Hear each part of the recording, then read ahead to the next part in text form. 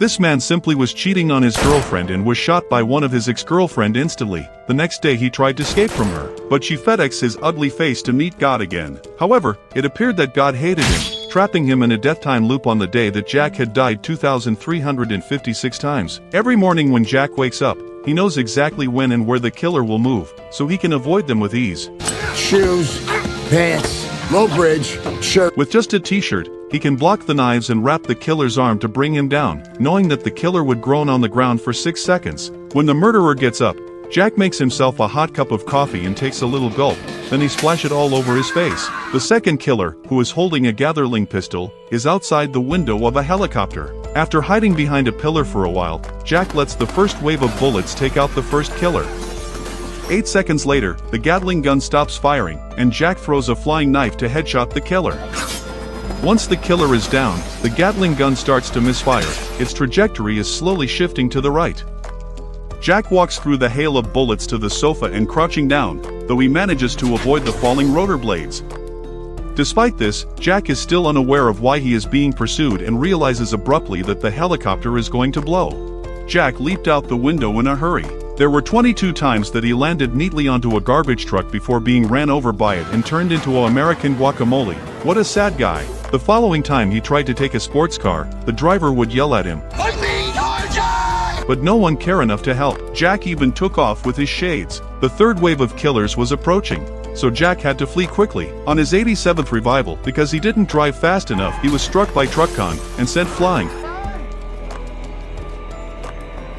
To avoid this bus, he had to accelerate to the speed of Toretto whenever he has to fight with a new character who seemed to gone rogue but ends up become part of his family at the end, making the movie so predictable. Sorry, that's not today's recap. Despite driving like this, the two sisters still killed Jack 11 times, the bomb maniac killed him twice, by the person who was his stunned double, 3 times, and by the girl with the long cooking knife, 8 times. He was able to counterattack everyone, but each time he was killed, by his one-night stand long cooking knife girl, who always appeared out of nowhere.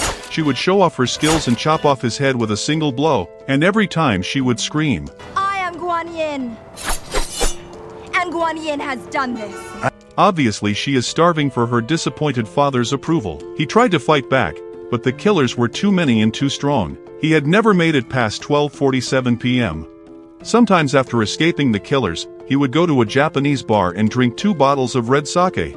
Jack thought that his ex-wife Rose had put him in this endless loop curse.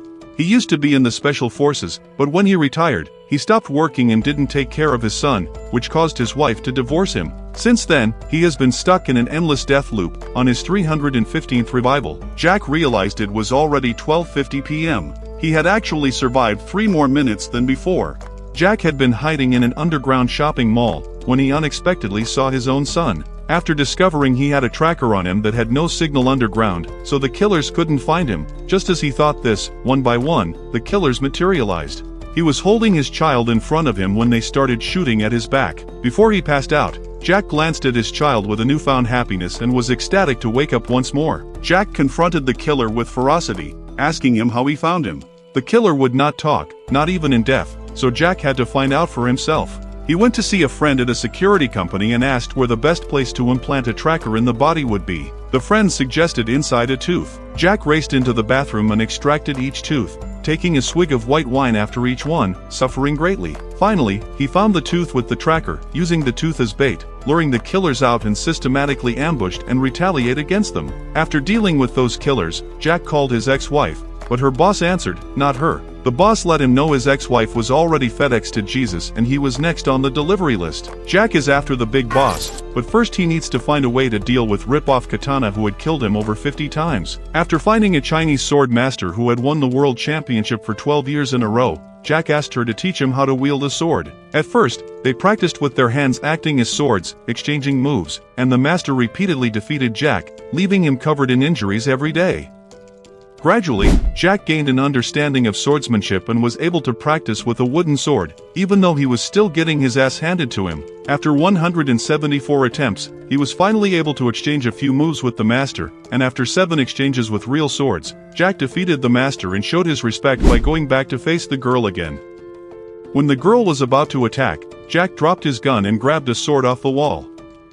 He was unflappable, deflecting her with a single blow that only touched her inch of hair before they engaged in another combat. Jack held his left hand behind him, wielding the sword with his right hand, with such ease that the sword became an extension of his arm. This time the girl could not stand up to him, giving in to his repeated blows to her throat. Even if she disarmed him, he could still counterattack and prevail. This is an elegant way to unalife a swordmaster. Now here comes the boss. In a matter of seconds, Jack dispatched the elderly guy, but not before informing him that someone else had already been sent to kill his son. As Jack hurried to save his son, he discovered his lifeless body. Jack experienced devastation. When Jack awoke again, he gave up completely and allowed the killer to kill him once, twice, 3 times, and 4 times before he suddenly got up again. Wanting to make amends, he spent time talking, playing games, and buying food with his child.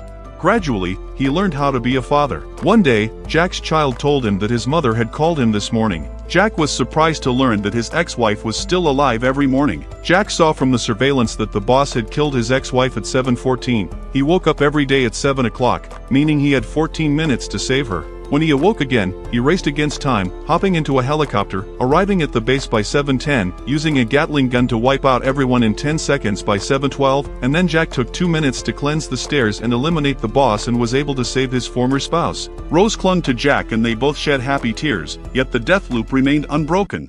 Rose instructed Jack to enter the time machine and merge with it in order to return the world to normal. But no one knew if he would survive or not. This time, Jack didn't intend to escape. Instead, he wanted to assume the responsibilities of a man. Gently, he said to Rose, "Thank you for raising our child. I spent many days with him. Although I couldn't make up for anything from our lovely child, I saw your years of hard work and endless love." Then, out of self-love, he resolutely approached the machine. When a person accepts the possibility of failing, they become unforgettable, unique human being. Thanks for watching. Remember to subscribe to watch more recaps like this.